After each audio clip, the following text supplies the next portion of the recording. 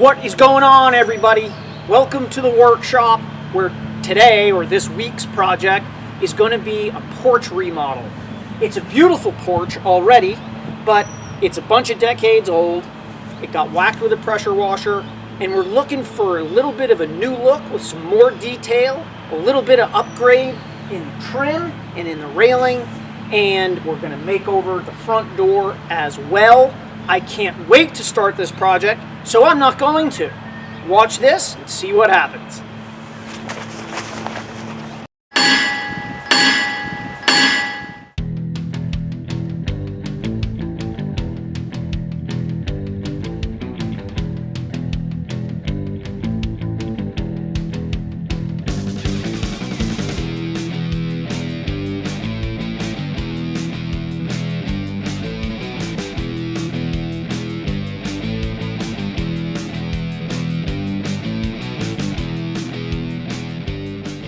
Quick tip for managing the little things. These are the wire nuts and screws and fasteners and bracket for the ceiling fan. And what I'm going to do is tape them all together, because I know I don't have replacement parts for these in my bag of tricks. Then I'm going to tape this to this and tape it all to the ceiling fan.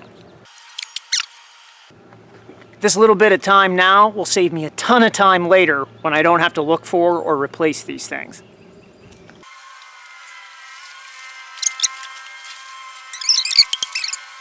Rockin'!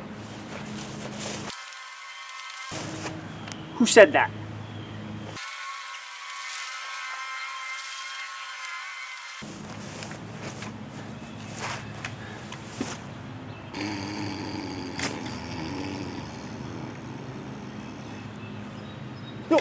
Hello. Good afternoon. Lemonade. Back to work.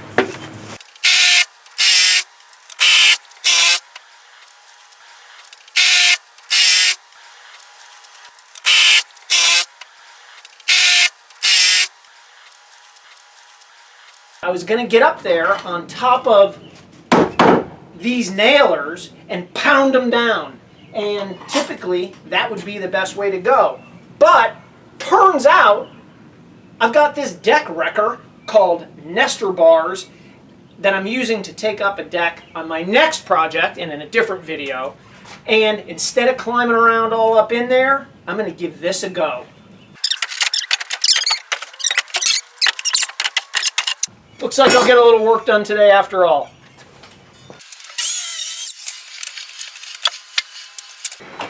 Hey, quick word about demo from way over here. Doesn't matter what they show you on TV. If you want to do demo right, it pays to be slow, careful, methodical, and think through all the moves, because if I drop one of these and it bounces up and smashes into a window, I got problems that I don't want. That's my demo tip of the day. Now I'm going to get back to actually doing work. From way over here.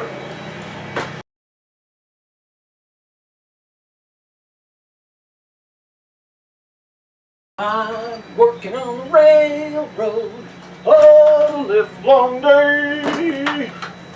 I can hear the saw. Leverage and twist breaks the bond. Nail has with the lumber. String lines are straight, baby. Woo!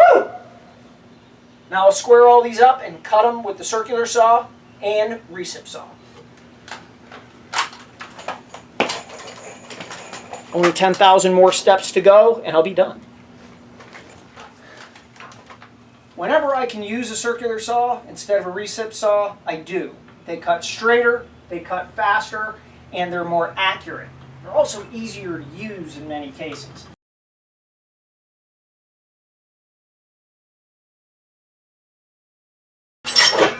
I just breathed in a whole nostril full of sawdust.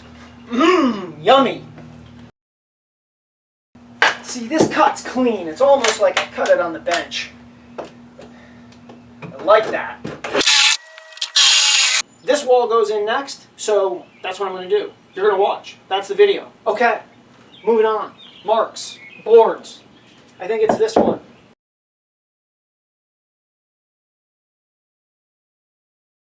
It'll be super sweet when you can't see anything I'm doing, because I'm standing in front of it like a dope. I'm glad I kept camera running. This piece has a big knot right at the end, and normally, even with a nail gun, that would probably split. So what I'm going to do is take my countersink right here, I'll take a picture of that and we'll edit it into the video, and pre-drill some holes. Awesome. Okay, you get the idea. I wanted to pause here and take a second and share with you how I am getting these 6x6 posts out of here. I need to relieve the compression from the roof system up above. So what I've done is I've taken a car jack, 2x10, and I put a little upward pressure on the bottom of my beam. I've got a squash block here to protect the patio floor, similarly up above, and I'm here by myself. So rather than take risks or keep this supported temporarily too long, I've also included a secondary 2x4. Again, squash block down here, similarly up there to protect the finishes. I'm not going to dilly-dally any longer. I'm going to get this post out of here and get the new one ready to go. All right, and away we go. Buried, done, bye. One of the beauties of this system is I can make my permanent connections from my post assembly into my girder up here and then hide them instantaneously behind. Trim, trim, trim. We got these screws set in there. This post is done. This is the next post to go.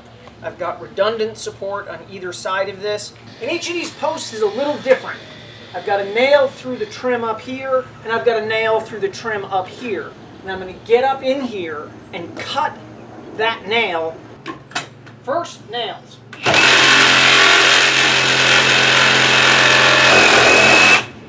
I don't care what you see on television. It's easier to cut things apart than to break them apart. Now, I'm going to raise this just a little bit. Squash block there, squash block there. It doesn't need to go far. You can hear it crunching.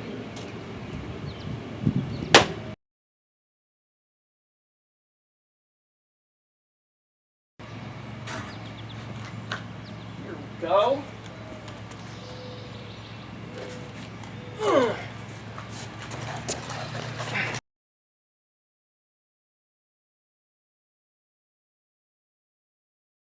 Like this.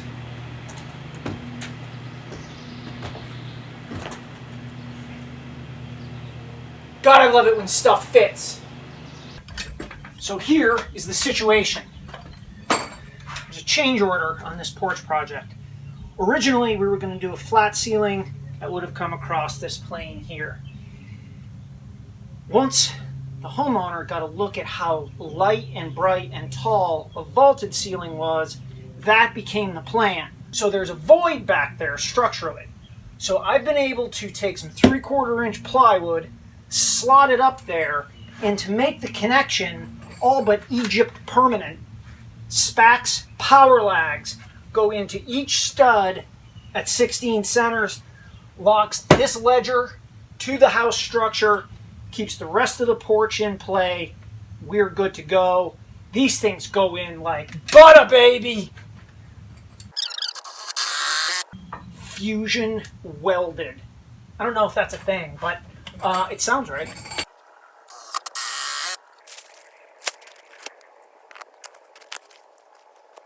Yes, we're insulating this porch ceiling.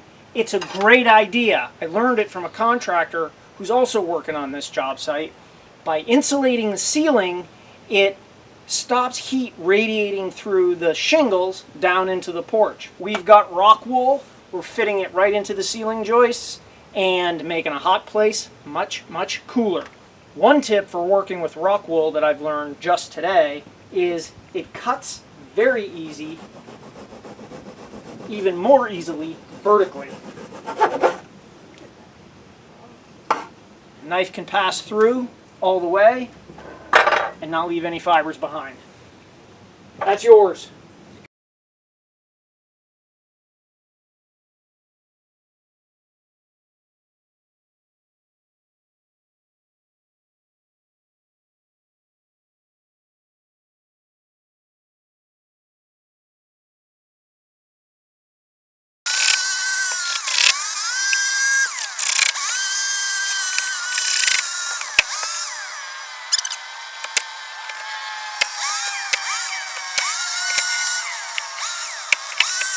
I am putting on this Western Red Cedar of Succulence ceiling. Man, I alliterate a lot. Quick tip on cutting it though. One, a good blade is a thing of beauty.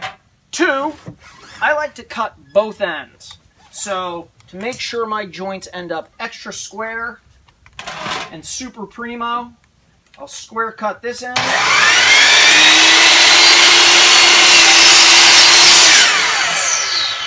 Kerfing the top first, then I'll make my measurement and go to the other end. Oh yeah! Hey, one thing, camera. In case I forgot to say it last time, sometimes rafters or joists can undulate and create a high spot or low spot. And what I like to do in that case, before putting this piece on, is I'll take my use it every day Hide 5-in-1 multi-tool, and I'll just wedge the piece a little bit loose, so I've just got a little bit of play to put the next piece on. Gotta have one of these in your pocket, man. I use this constantly. Constantly.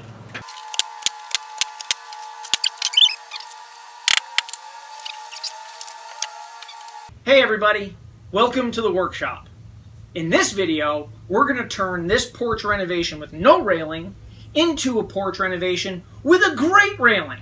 We're going to combine real cedar top and bottom caps with Regal Ideas, decorative, and round pickets. There are a few challenges to face. I think I'm up to it, and that's what this video is all about.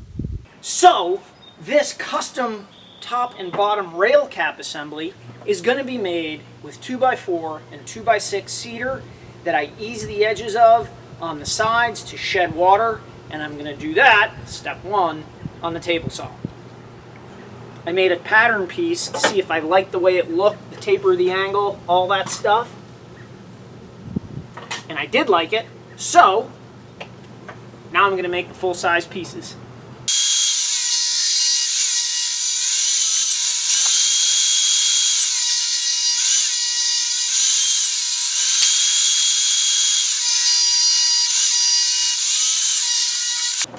Getting into the first detail here, integrating the Regal rail pickets with my cedar top and bottom cap. I need everything to be the same length and square. So what I've done is I've screwed a block to my bench so I can make repeat cuts. And to accommodate the swoops and curves of the Regal rail decorative picket, I put in a small block so that I can keep the rail parallel to the fence as if I was cutting a straight board. And these are aluminum, so I can cut and drill them with woodworking tools. So now I butt this end up to my stop block, come down here, throw on some glasses, make sure my block is stable, I have a good grip, and make a nice, slow, even cut. Boom, pickets. 35 7/8 on the nose, baby.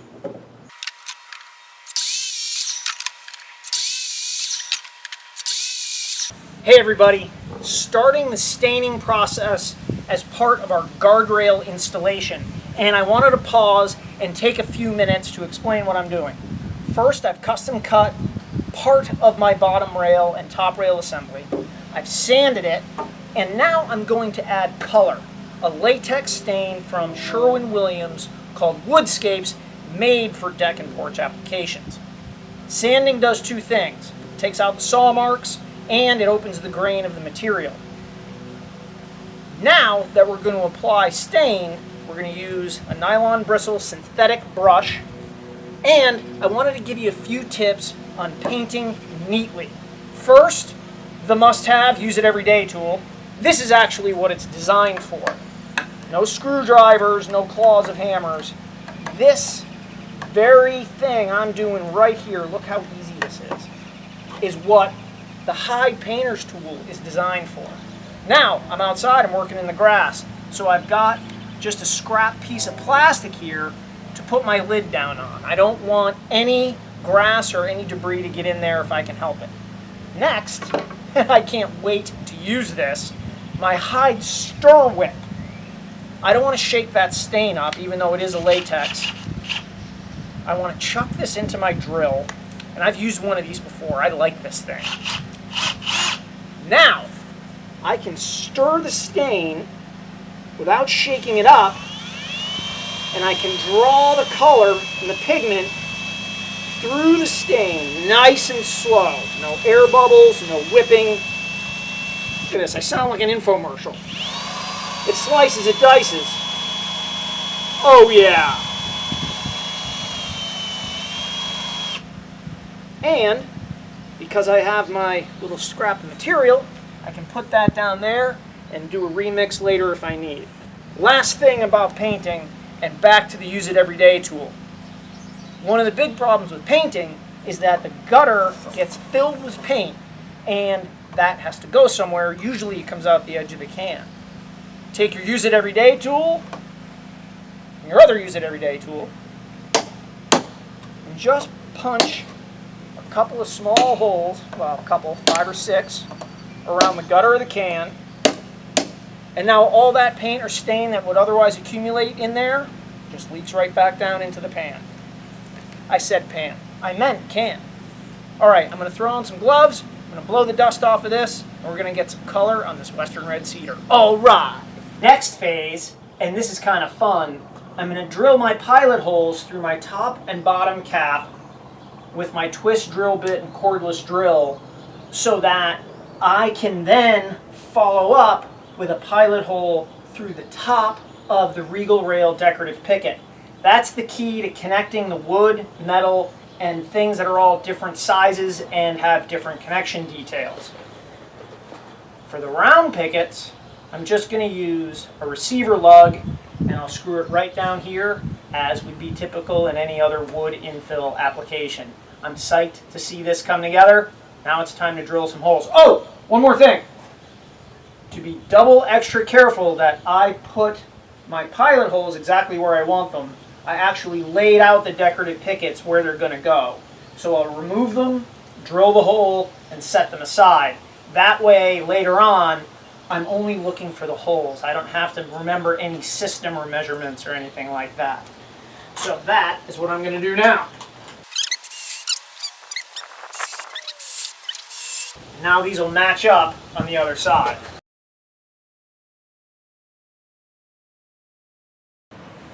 I call them lugs, Regal calls them horizontal connectors, whatever you call them, they go on next and they go on layout.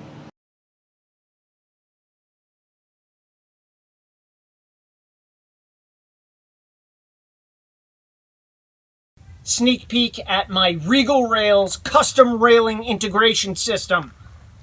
I got my cedar top and bottom caps, I got my Regal Rail decorative post, but that is designed to integrate with, that's easy for me to say, designed to integrate with their metal railing system, not with wood. So I'm tweaking it. I'm also using their horizontal rail connectors for round metal balusters. Hello, compressor. And the way to make this connection work is to drill out the end of the post by doing a pilot hole here.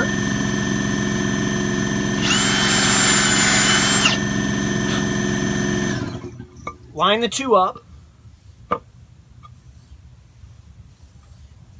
and drill it out.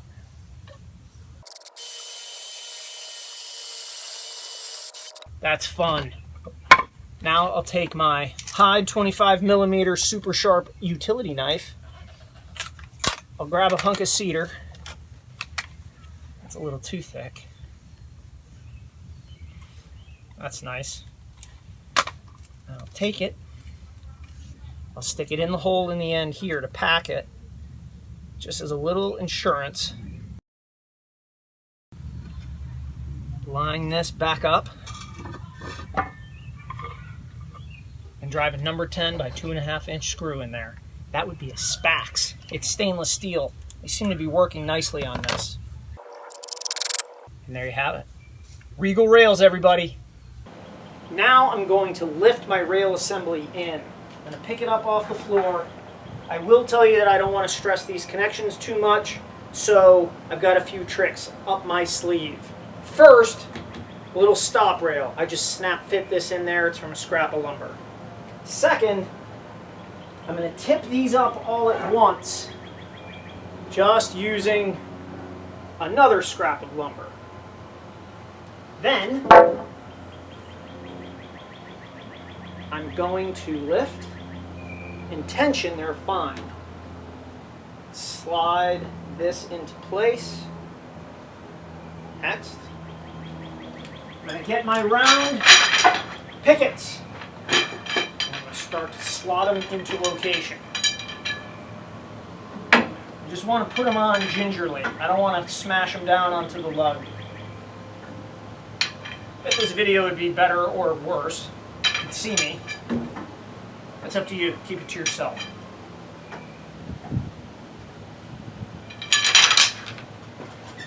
So moving on down the line.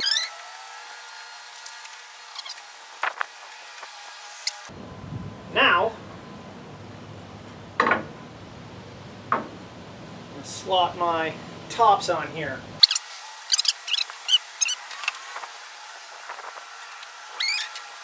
Some more funky connection details. The horizontal connector tabs, or lugs, I put on during my initial layout. I take them off, remove the original screws, which are short, and come back with a number 10 by 2.5 Spax screw through the lug and into my bottom piece of my assembly. This hides every single fastener, keeps me money train on layout. I love the way that looks.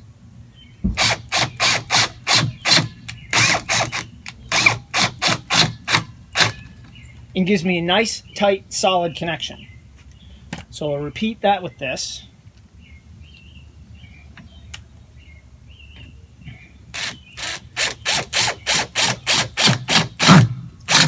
I just saw that suck up nice and tight. Then, put my spindles on loose,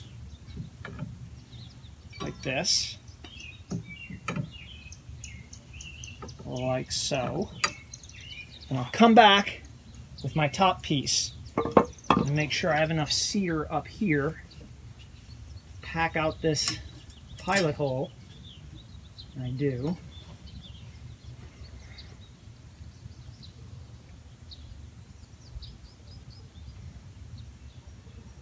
That works. Now I'll mate them up.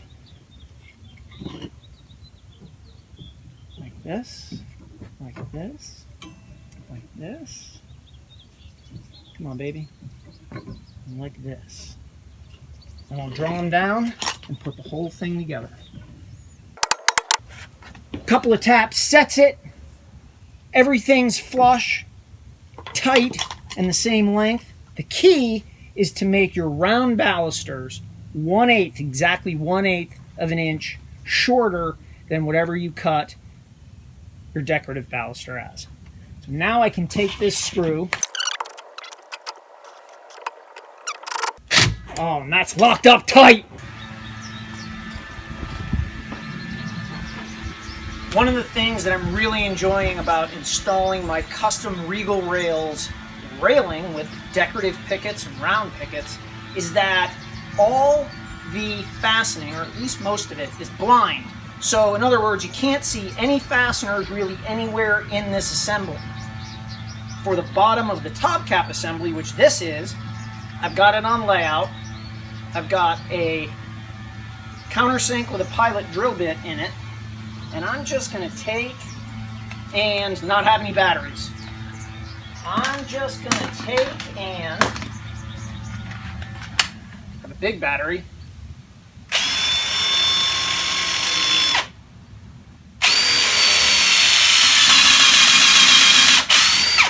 Drill a couple pilot holes with countersinks, run my screws in, and put my top cap down. Change my battery.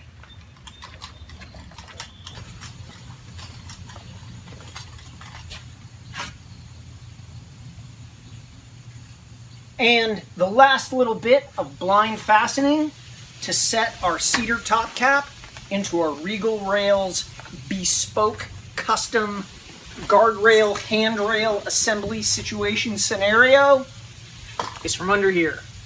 I've preset some screws. I'm on layout on both ends.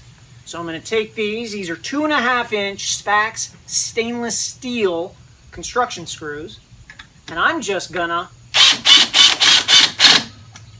send her home. That's it, except for the beauty shots. Glad you enjoyed this video, if you enjoyed it. And if you didn't enjoy it, well, I'll try better next time. Oh wait, look at that ceiling up there. Wow!